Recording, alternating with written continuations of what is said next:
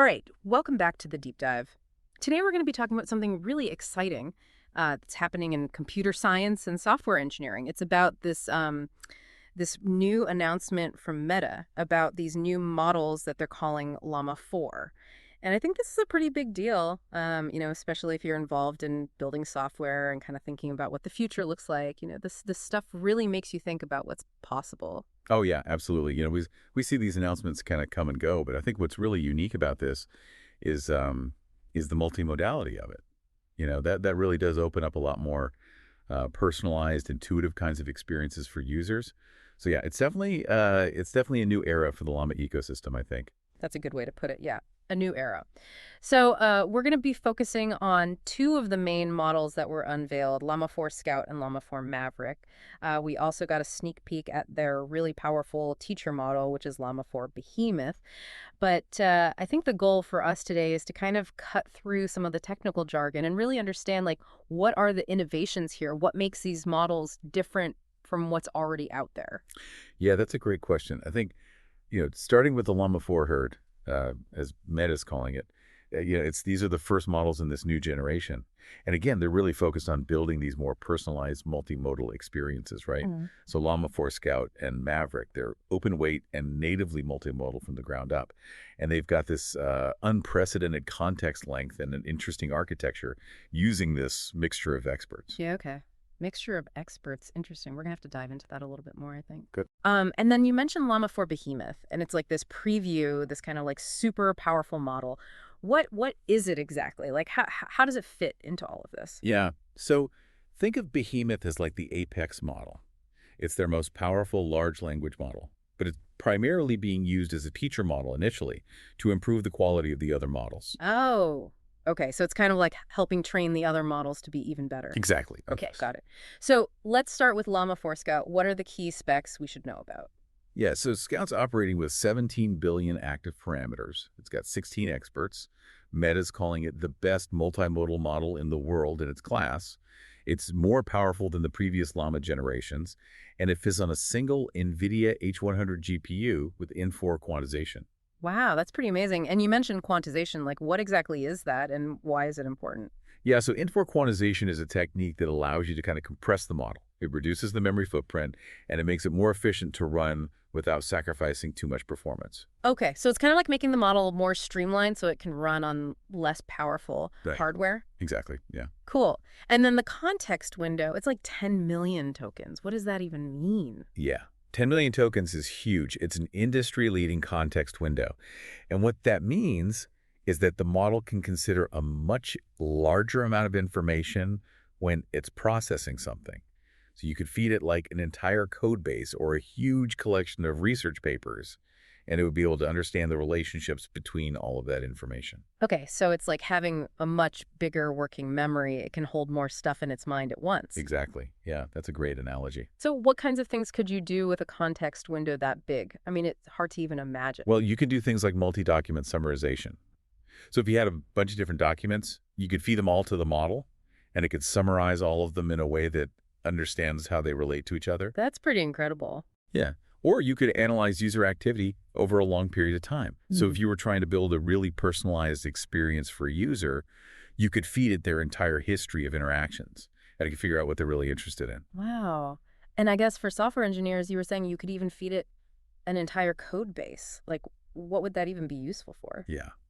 I mean, imagine being able to reason over a massive code base, find bugs, identify security vulnerabilities, even suggest improvements. The possibilities are really exciting. Yeah, that's pretty wild. So how does Scout actually perform compared to other models out there? So Meta's internal evaluations show that it's actually doing better than models like Gemma 3, Gemini 2.0 Flashlight, and Mistral 3.1 across a bunch of different benchmarks. So it seems to be really strong in its class. That's pretty impressive. So they're claiming that it's like the best in its class. That's what their data suggests, yeah. Okay, interesting. And you mentioned that it was trained with this like really long context length. Why is that so important? Yeah, so both the pre-training and the post-training were done with a 256,000 token context length. And that allows the model to develop a really good length generalization. So it can handle these really long sequences of information, even if they're longer than what it was originally trained on. Okay. So it can adapt to even longer stuff. Exactly. That makes sense. And then there's this IROP architecture. What's the deal with that? Yeah, so IROP stands for interleaved attention layers without positional embeddings.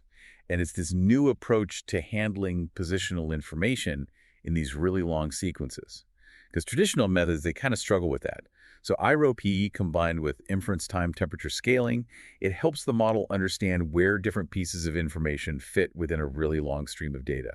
And it improves the length generalization even further. Okay, so it's like giving the model a better sense of order within this massive amount of information. Exactly. And their goal is to kind of move towards what they're calling infinite context. Infinite context. What does that even mean? Well, it's this theoretical idea that you could process any length of sequence no matter how long it is. So it's like there's no limit to how much information it could handle. That's the idea. It's a pretty ambitious goal. Yeah, it sounds like it.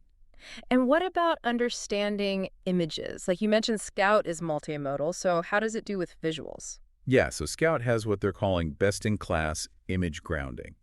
And what that means is that it can align parts of the user's prompt with specific visual concepts in an image.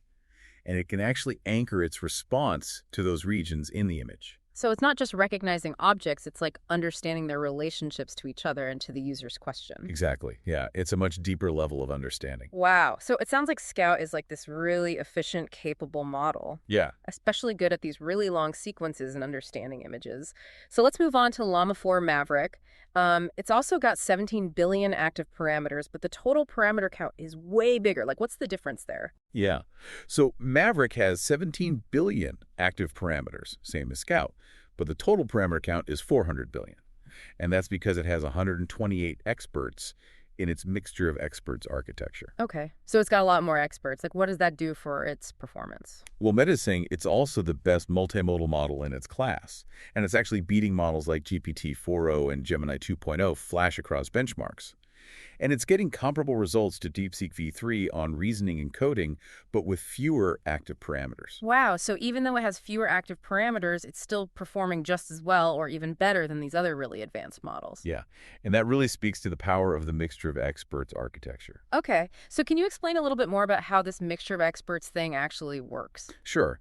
So the idea is that you have all these different expert networks within the model, and each expert specializes in a different type of task or a different type of data. So when the model gets an input, it can route that input to the expert that's best suited to handle it. Oh, okay. So it's kind of like having a team of specialists, each one with their own area of expertise. Exactly. And that makes the model much more efficient because you're only using the compute power that you need for that specific task. That makes a lot of sense. And you were mentioning earlier that Maverick also has a really good performance to cost ratio. Yeah.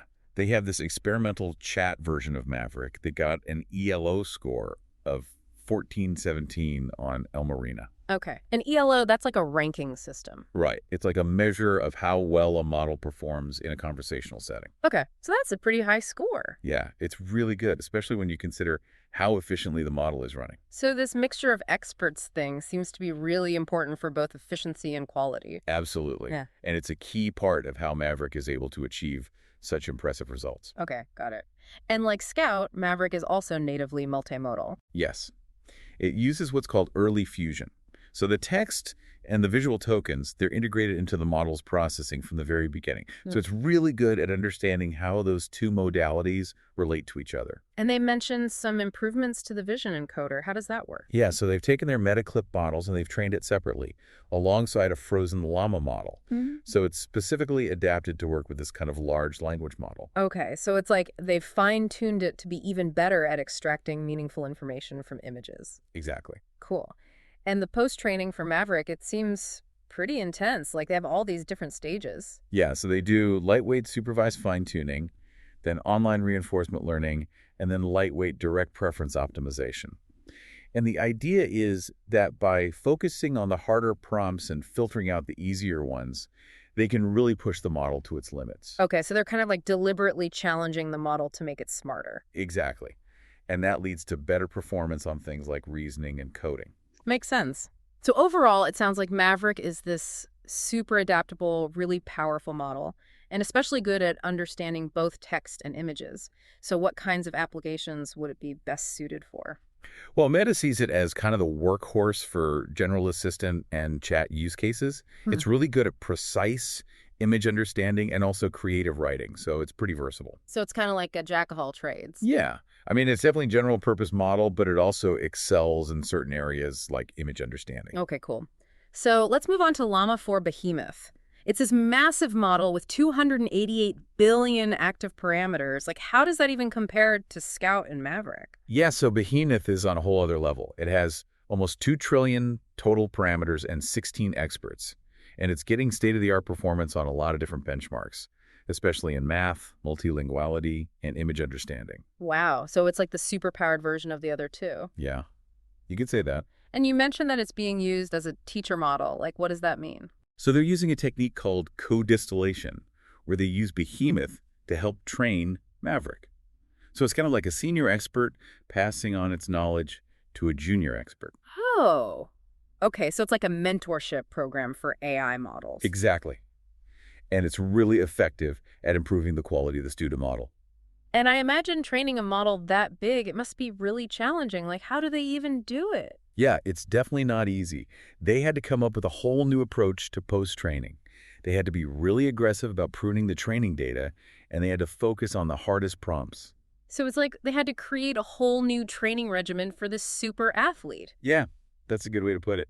And they even had to revamp their reinforcement learning infrastructure to handle a model that big. That's right. They had to optimize the parallelization and make the training process fully asynchronous. Okay, so they had to basically invent new ways of training these models. Yeah. I mean, they're really pushing the boundaries of what's possible. So beyond the mixture of experts thing, what are some of the other key innovations behind Llama 4? Well, there's the native multimodality with early fusion. That's a Yeah. really important architectural choice. And then there's this new training technique called meta-P, and that helps them set the hyperparameters more reliably. Okay. And hyperparameters, those are like the settings that control how the model learns. Exactly. And then they're using this massive multilingual data set with over 200 languages. Wow. So they're really trying to make these models as broadly applicable as possible. Yeah. And they're using FP8 precision for training, which makes it more efficient. And then there's this mid-training phase where they focus on extending the context length and improving the quality. So it's like they're constantly refining the training process to make it even better. Exactly. And it's great that Meta is committed to open access. They've made Llama 4 Scout and Maverick available for download. Yeah. They really believe that open access is essential for driving innovation in the AI community. And they've also taken steps to make sure that these models are used safely and responsibly. Absolutely. They have all these mitigations in place, and they're doing rigorous testing to identify potential risks. So they're not just throwing these powerful models out into the world without any safeguards. No, they're taking safety very seriously. That's good to hear. And it's clear that these models are part of a much larger ecosystem. Yeah, Meta is working with a lot of partners, and they're integrating these models into their own products. So it's not just about research, it's about actually putting these models to work in the real world. Exactly. So to sum up, the Llama 4 models, Scout, Maverick, and this sneak peek at Behemoth, they represent a pretty significant step forward in multimodal AI. We're seeing improvements in performance, context length, and these really innovative architectures. Yeah, it's definitely a big leap forward. And for our listeners, especially those in computer science and software engineering, I think this is really exciting because it means you have access to this state-of-the-art AI that can help you build new kinds of applications. Yeah, and it really makes you think about what's possible. Like with these natively multimodal models and these massive context windows, how is that going to change the way we interact with technology? Yeah, that's a great question. I think it's going to be really interesting to see how developers use these capabilities to create new kinds of experiences. Absolutely. So for anyone who wants to explore these models further, you can check them out on llama.com and Hugging Face. And keep an eye out for more information about Llama. It's going to be really interesting to see what comes out of that. So thanks for joining us for this deep dive. We'll see you next time.